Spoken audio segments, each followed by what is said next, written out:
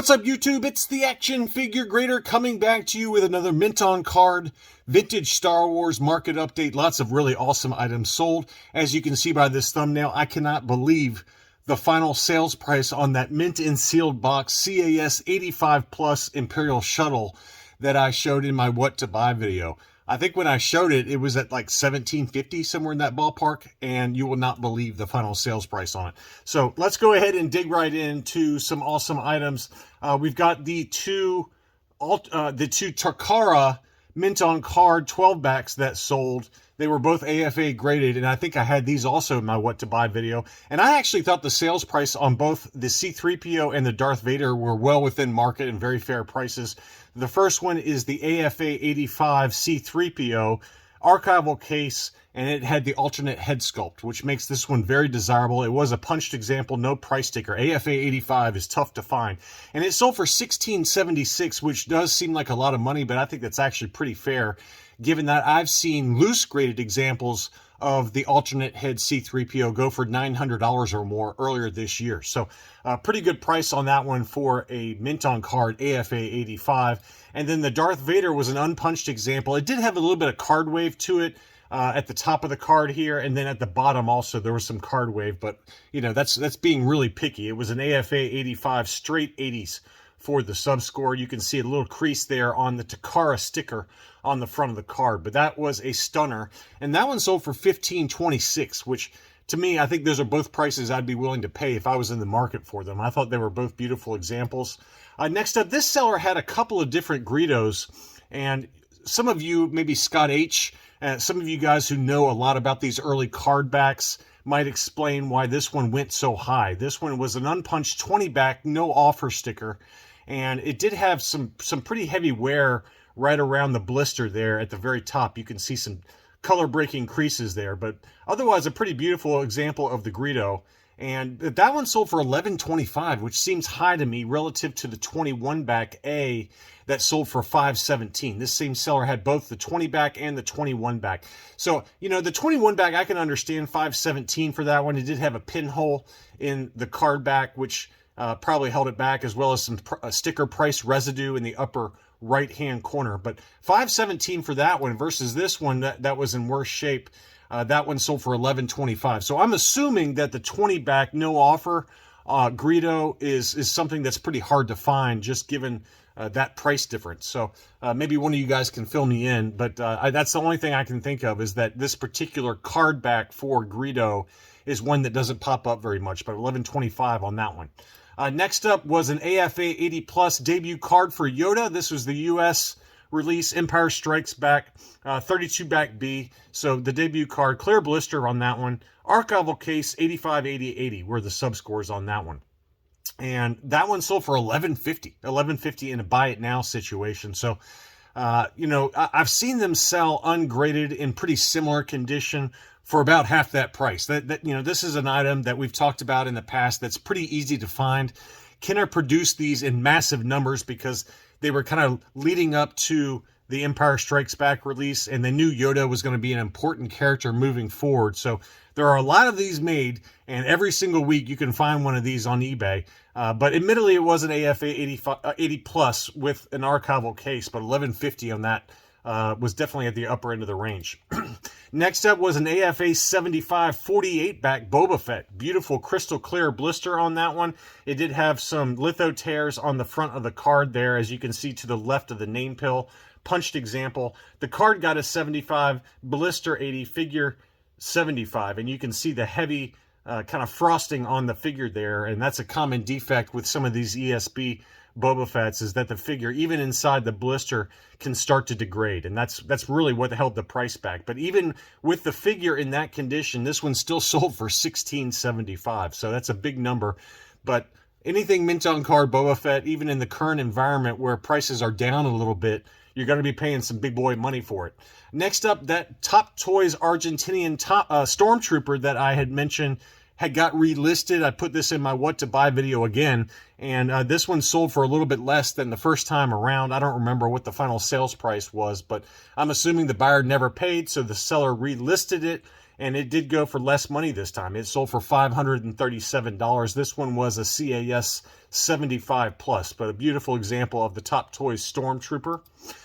This seller had 3 different transition card 48 back Return of the Jedi mint on cards that sold, and they were all stunners. And the first one is the Star Destroyer Commander, and this one was a punched example. AFA 80, 80, 80, 85 were the sub scores. And unlike most of the Return of the Jedi Death Squad commanders, this one did not have frosting on the figure. So that if you're looking for mint on card DSCs, make sure that you look up really closely at the figure inside the blister, because oftentimes with those, for some reason, the helmet and the gloves and boots can oftentimes get that frosting, just like that Boba Fett that we just talked about. This one sold for $336, which is a number that I would have been willing to pay all day long. I just love the free Neon Numb offer stickers, and in general, these transition cards tend to go for a lot of money. And, you know, for those of you who maybe are new, transition cards just means that Empire Strikes Back figures, characters, and Star Wars characters only appeared on the particular Return of the Jedi card back. None of the Return of the Jedi character releases appeared on this card back, so it's a very desirable kind of variant. Next up is probably my favorite of the bunch. This was the Luke Skywalker in the Hoth battle gear. This is one that I'd love to get in my collection for my Luke Hoth run, and I was tempted, but I didn't bid on it, and I thought this price was great, $494. I think that what held this one back was the Toys R Us price sticker. Just some people are not willing to deal with those ugly stickers. I've got a number of them in my collection, mint on card, that have that Toys R Us price sticker, and I've warmed up to them a little bit. To me, if you can get a mint on card, especially a transition card like this with that Toys R Us price sticker, if you can get it for a big enough discount versus one that doesn't have that Toys R Us price sticker, then it makes sense in my opinion. And this one was an AFA 80. The card got a 75, blister 80, figure 80 on that one. Now, there was one that sold on Hakes earlier this year for about $800. So this one sold for $494. So it's a pretty significant price discount, all things being equal. So I just thought that it was a pretty good buy there. And then finally was the IG-88, no price sticker on this one. This was a punched example, AFA 85. So very, very high grade. Beautiful crystal clear blister on that one. And the price did not disappoint, $915. And quite honestly, I would love to say that was an overpay, but it wasn't, because I found several data points over the last few months or so that were kind of right around this price point. So people are just willing to pay up for IG-88 mint on cards. Clear blister, Return of the Jedis especially, they go for big money. So beautiful example for $915. Next up was a clear blister Emperor's Royal Guard. And it's just really tough to find this one in a clear blister. This one always yellows, but look how beautiful that blister was on it. It did have a little crease above the hang tab there, but it was unpunched, and it did have a Sears price sticker. But look how crystal clear that blister is. It was an unpunched. It did have a little crease also in the lower left-hand corner on the front of the card back. But very tough to find that one clear blister, and $405 is actually quite a bit less than where I see this usually sell for clear blister. I've seen them sell for $600 or more, depending on condition. So that's a pretty good buy. 28 bids on that one. Next up was a Trilogo, Palatoy Trilogo Darth Vader, Dark Vador. And this one sold for $435. Always tough to find this one. Now, this one did have some creases in the above the hang tab there, along with a price sticker. This one had a UK price sticker as well. So £1, 59 pence. And it's some light edge wear to it. So probably overall about a 75 grade at best. But $435, I think, again, is probably right in line with market, given the condition issues of that one. Brian's Toys had several different Power of the Force figures that were all mint on card and AFA graded.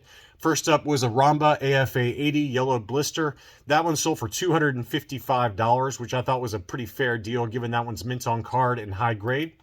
He also had an AFA 75 Lando Calrissian, again, yellowed blister, unpunched example. That one sold for $352, which, again, you think about what General Lando last 17s can go for, either loose graded or loose and ungraded, and $352, I think, was a pretty good buy there. And then finally, Brian's Toys also had a 92 back Warwick AFA 85 for this one. So very high grade, Beautiful example. Just light yellowing to the blister there and unpunched. That one sold for $505. $505. So 3 different data points for those of you still collecting or looking for some of those figures on the Power of the Force card back. Next up was EV99. This was an ungraded example. Pretty good shape overall based on the photos. Probably overall about an 80 grade. And this one sold for $450. And, you know, AFA graded examples can set you back $750 to $800 pretty easily. You know, who knows what this one would close at, but assuming that there was no cracks to the blister, I thought that was actually a pretty good buy at $450 plus $10.99 shipping. And then finally, I think this might be the last Power of the Force figure, I think. This one is the Luke Stormtrooper. It did have some condition issues, as you can see there on the right-hand side of the card. It had some pretty heavy creases that affected it, you know, some light edge wear here and there. So probably, if I had to guess, probably overall at best, probably about a 70 grade. Maybe 75 if you're lucky. But yeah, it had some condition issues down at the bottom of the blister too. It looks like it might even be broken at the bottom of the blister. So I think my grade might be a little high. But even still, with this condition issue right down here, look at that. So it is a broken blister. And that one still sold for $808. So it's pretty incredible that even in the current environment where we start to see some of the mint on cards come down in price, even with the condition issues of this one, it's still sold for $808. So pretty tough to find the Luke Stormtrooper semi-mint on card. I would call this one a semi-mint on card, given the break to the blister there. This was an interesting one. This is one of those overstock 2-packs that you used to find at KB Toys. I very specifically remember finding bins of these at KB Toys, and they were like $1 or $1.50. And this 2-pack had Greedo as well as Bib Fortuna, and it actually included Bib Fortuna's staff inside. It did not include Greedo's weapon, and that's pretty common with these overstock 2-packs. Usually they didn't include both weapons, but sometimes they included one weapon, and that's the case with this one. It does look like the dark staff as well for that Bib Fortuna. So who knows, maybe this is an overstock leftover from when the Lily Letty went out of business. The Lily Letty factory down in Mexico went out of business, and they shipped a bunch of boxes of these overstock figures off, you know, somewhere, and they were packed in, because that does look like a very dark staff there, which is what the Lily Letty Bib Fortuna is known for. But obviously a pretty rough shape, as most of these are, but that's still sold for $308. So these continue to command pretty good money if they're fully sealed. And this one did have a little crack, as you can see there in the lower left-hand corner, as well as right below Bib Fortuna's feet. There were some cracks as well. So just tough to find those in very, you know, high-grade condition. Finally, here is that CAS 85 Plus mint in sealed box Imperial Shuttle. And I cannot believe the sales price on this. I was expecting kind of $2,500, maybe $3,000. But this one sold for $4,500 plus another $325 shipping. So that is $4,825 after you account for shipping and before sales taxes. For me, that would have been another $450 in sales taxes. So that puts you well over $5,000. But it was a stunner. I mean, admittedly, it was a pretty incredible item. A CAS 85 Plus, as you can see there, mint in sealed box. So a pretty stunning final sales price in the current environment. And wow, congratulations if you happen to be watching this and you picked it up. But that was an unbelievable final sales price for the CAS 85 Plus Imperial Shuttle. So that's all I really had for this video. Just wanted to cover some recent sales prices. Thanks as always for watching, and I'll be back soon.